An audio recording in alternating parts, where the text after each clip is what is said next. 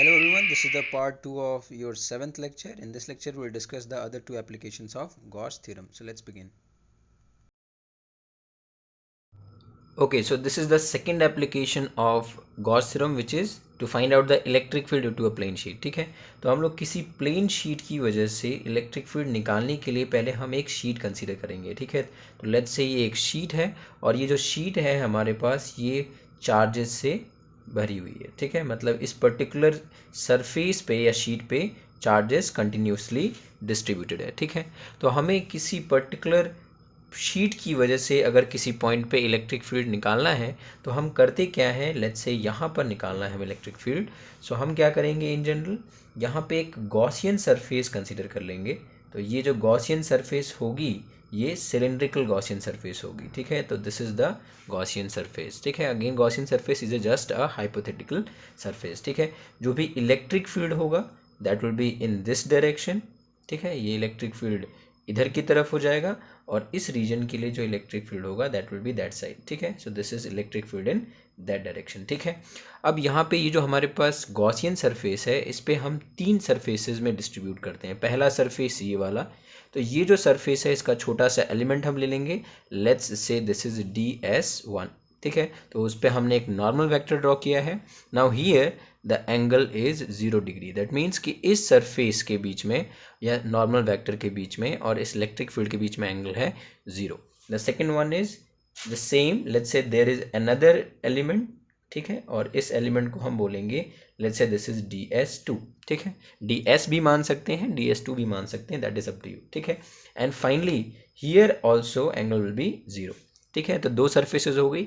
जो final surface होगी let's say यहाँ पर हमने एक एलिमेंट कंसिडर कर लिया और यहाँ पे इसको लेट्स से हम नाम दे देंगे DS3. ठीक है, तो हमने तीन सरफेसेस कंसिडर कर लिया है और तीनों के लिए हमने एलिमेंटल सरफेस से हमने एरिया वेक्टर निकाल लिया है. ठीक है, now according to our basic concept जो टोटल फ्लक्स होता है, ठीक है, जो टोटल फ्लक्स होगा वो किसके बराबर होगा. सो it will be the closed integration of the surface S1 और फॉर्मूला क्या होता है, इट इज EdS1. ये हो जाएगा cos theta plus.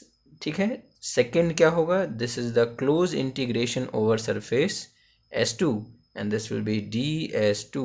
let's say this is cos theta 1, right? This is theta, this is theta 1, and finally the last part of our derivation will be closed integration over S3 EdS3. this is cos theta 2. now remember that this will become 1. ये भी 1 हो जाएगा. let's say this is okay, let's make it theta 1, this is theta 2 and let's say this is theta 3. ठीक है, तो जो theta 1 है और जो theta 2 है this is theta 2 and this is theta 3 which is 90 degrees, right? so theta 1 और theta 2 हमारे पास that will be 0 degrees and जो theta 3 है that will be 90 degrees. that means ये जो expression है ये कैंसल आउट होके 0 हो जाएगा. Why, the reason being theta 3 जो है दैट इज़ 90 डिग्री. तो हमारे पास ये एक्सप्रेशन और ये एक्सप्रेशन बच जाएगा. Now it will be integration of EdS. Let's make it shortcut. So it will be ES1 क्योंकि cos थीटा हो जाएगा 1, so that cos theta is 1 plus ये हो जाएगा ES2. Now I can write this expression as 2ES. क्यों मैंने इन दोनों को सेम रखा है, बिकॉज इन आवर केस जो सरफेस है वो दोनों क्या है, सेम है. जो सरफेस एरिया होगा इस पार्ट का और इस पार्ट का दोनों का सेम होगा. That's why I can write it as 2ES. ठीक है, तो ये हमने एक एक्सप्रेशन निकाल लिया. Let's make this expression as expression number 1. Now from Gauss's theorem, right, because it's an application. So from Gauss's theorem जो हम लगाते हैं फॉर्मूला वो क्या है, Gauss's theorem we know that the total flux is given by 1 by epsilon naught times the total charge. so let's make it, this is our expression number 2. तो हम क्या कर देंगे, अब हम इक्वेट कर देंगे. so equating 1 and 2. so इन दोनों इक्वेशंस को अगर हम इक्वेट कर दें तो जो फाइनल एक्सप्रेशन निकल के आएगा वो है 2ES, that is from equation number first, and is equals to Q upon epsilon naught, right? And then इसको थोड़ा सा अगर हम और मॉडिफाई कर दें तो हमारा एक्सप्रेशन निकालना है इलेक्ट्रिक फील्ड के लिए. So our required expression, let me write down here, electric field is equals to Q upon 2 epsilon naught into S, right. Now we know कि चार्ज पर यूनिट एरिया क्या होता है, ठीक है। ये जो एरिया है, इतने एरिया की वजह से हम इलेक्ट्रिक फील्ड निकाल रहे हैं, तो जो भी अपने पास यहाँ पे एरिया होगा that is charge per unit area, इसको हम सिग्मा से रिप्रेजेंट कर सकते हैं, ठीक है। तो फाइनल जो एक्सप्रेशन आएगा that will B sigma upon that is 2 epsilon not, ठीक है। क्योंकि charge upon S that is, यहाँ पर लिख देता हूँ कि सिग्मा को मैंने रिप्लेस कर दिया है क्यू अपॉन एस को मैंने सिग्मा से रिप्लेस कर दिया, ठीक है, because this is surface charge density which is charge per unit surface, ठीक है। तो Q upon S equals to sigma and this is 2 epsilon naught. So this is our final expression for the electric field due to a plane sheet. Okay, now will talk about the third application of Gauss theorem, ठीक है। सो I hope कि आपको second application समझ में आई होगी। Again ये जो अपने पास सरफेस है, हमने सिलेंड्रिकल क्यों ली है, will see the reasons in the next lecture, ठीक है। रीजन क्या है एक्चुअली का, इसका रीजन क्या है सिलेंड्रिकल लेने का, will discuss about this things in the later lecture, ठीक है। So let's move to the third application now. Okay, so let's see the third application of Gauss theorem, ठीक है। तो अब हम किसी शेल की वजह से इलेक्ट्रिक फील्ड निकालने वाले हैं, ठीक है। तो अब शेल होता क्या है, so basically shell is simply a hollow sphere, ठीक है। कोई भी अगर एक हॉलो स्फीयर होता है, इसको हम शेल कहते हैं, right. So let's make it this is a sphere, और ये जो हॉलो स्फीयर है, इसके ऊपर पॉजिटिव चार्जेस का डिस्ट्रीब्यूशन है through out its entire surface, पूरे सरफेस पे पॉजिटिव चार्जेस डिस्ट्रीब्यूटेड है, ठीक है। अब इस चार्ज, ये जो स्फीयर है हमारे पास, अब हमें 3 पॉइंट्स पे इलेक्ट्रिक फील्ड निकालना है। कहाँ, so let's take it point A which is inside the sphere, point B, let's say this is point B which is on the surface of the sphere, and finally let's say this is point C which is outside the sphere, ठीक है। let's make it here, ठीक है। तो हम इन तीनों ही points पे electric field को निकालने वाले हैं, ठीक है। So let's start with point number A। तो जिस point, this is remember is a sphere, it's not a circle, ठीक है, ये स्फीयर है, सो लाइक दिस, ओके। सो जिस पॉइंट पे भी हमें इलेक्ट्रिक फील्ड निकालना होता है, वहाँ पे हम एक गॉसियन सरफेस ड्रॉ कर देंगे, ठीक है। तो let's say our Gaussian surface will look like this, ठीक है। एक स्फीयर ही होगा, राइट, स्फेरिकल गॉसियन सरफेस ही लेना है मेरे को, अपने को। तो this is basically a sphere, ठीक है। अब ये जो गॉसियन सरफेस है, Gaussian surface, right, which is a hypothetical surface. Now let us try to find out the electric field at A, ठीक है। तो यहाँ पे हम लोग लगाएंगे फ्लक्स का formula which is integration of, let's say एक एलिमेंटल सरफेस ले लेते हैं विच इज ओवर हियर, ठीक है। इसका एलिमेंट है एंड वेक्टर हो गया डी एस, ठीक है। तो यहाँ पे close integration of E D S and then cos this will be 0 degree. Why 0 degree, because the electric field is in that direction, so electric field is over here, ठीक है। और यहाँ पे अपने पास डी एस भी उसी direction में है at every point on the surface, हर एक पॉइंट के सरफेस पे, सरफेस के पॉइंट पे बेसिकली इलेक्ट्रिक फील्ड और डी एस में जो एंगल होगा that is 0, so it will be ES, right. So this is expression number first. लेकिन यहाँ पे प्रॉब्लम ये है कि अगर हम लोग गॉस थ्योरम से लिखने जाएं तो 1 by epsilon naught times the total charge. Remember the statement of Gauss theorem. Gauss theorem कहता था that the total flux passing through this surface, ठीक है। अगर इन जनरल मैं पूछूं कि बताओ इस टोटल अपने जो भी सरफेस हमने लिया है, इससे कितना फ्लक्स पास कर रहा है, so answer will be 0 because there is no such flux passing through the surface. So basically जो अपने पास यहाँ पे स्टेटमेंट होगा that is ES is equals to 1 by epsilon naught times the total charge। लेकिन ये जो Q होगा that Q will be 0. Why? Because in the statement of Gauss हमने पढ़ा था कि ये जो Q होता है that is charge enclosed, ठीक है, ये होता है charge enclosed. So because this surface is not enclosing any charge at all, ठीक है, क्योंकि सारा चार्ज जो है that is on the surface of the sphere, और इस Gaussian surface ने कोई भी चार्ज enclose नहीं किया, that means the charge enclosed is 0, और चार्ज जैसे ही 0 हो गया the value of electric field will be also 0। So remember that inside a shell there is no electric field, कोई इलेक्ट्रिक फील्ड नहीं होता है, ठीक है। This is the first point, ठीक है। यानी ए पॉइंट पे चाहे कहीं भी अगर हम अंदर ले जाएं, ठीक है, inside the shell the electric field is going to be 0। let's see the electric field now at the on the surface of the sphere, ठीक है। so second derivation, right, so let's start।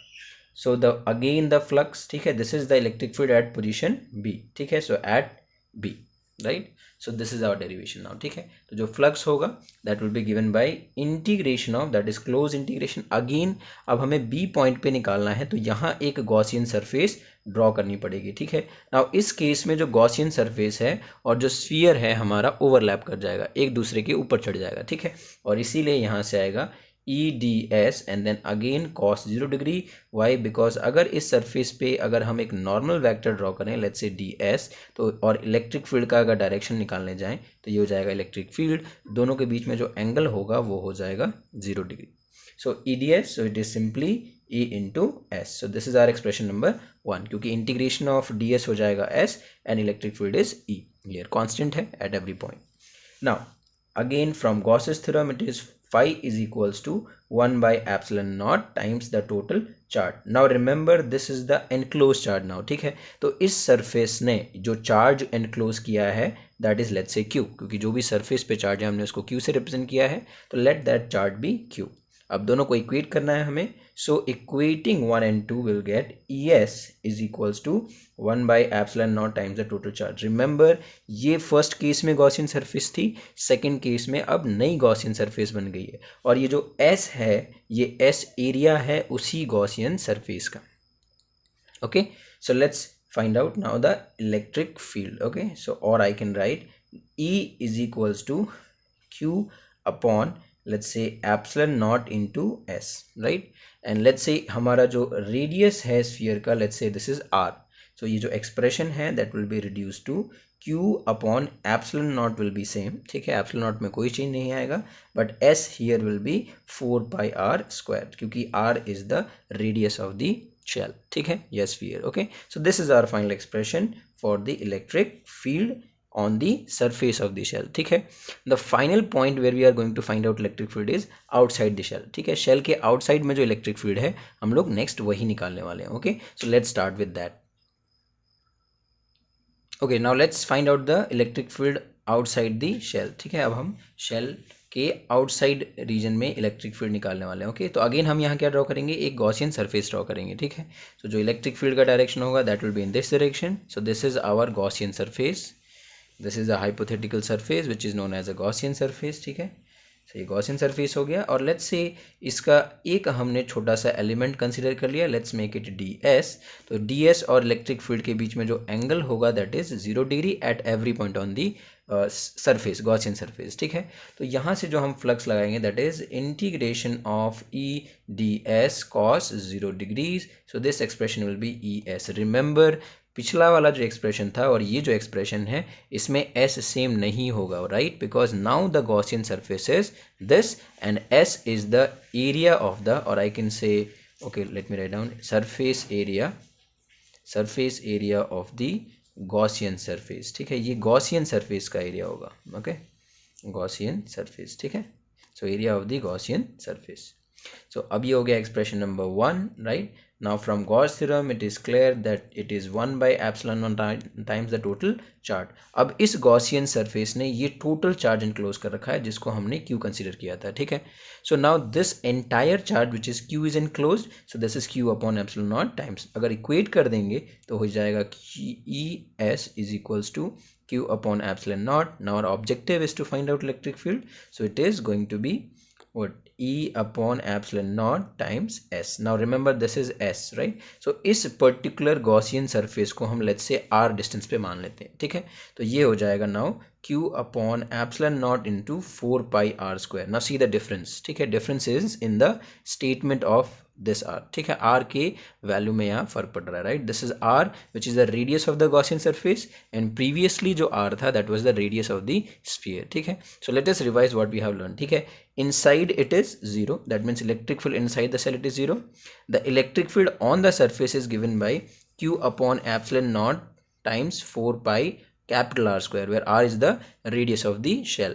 And finally the electric field outside the shell it is given by Q upon 4 pi epsilon naught times R square, right? We can also write it in this manner. ठीक है, so R क्या है यहाँ पे? This is the radius of the Gaussian surface. ठीक है, which we have just learned now. ठीक है, So I hope you have understood the three applications of Gauss theorem. ठीक है, Gauss theorem के तीनों applications हैं, but the most and interesting one is the one we have discussed in our fifth lecture. ठीक है, हमने fifth lecture में cube से related एक numerical discuss किया था. That was quite important.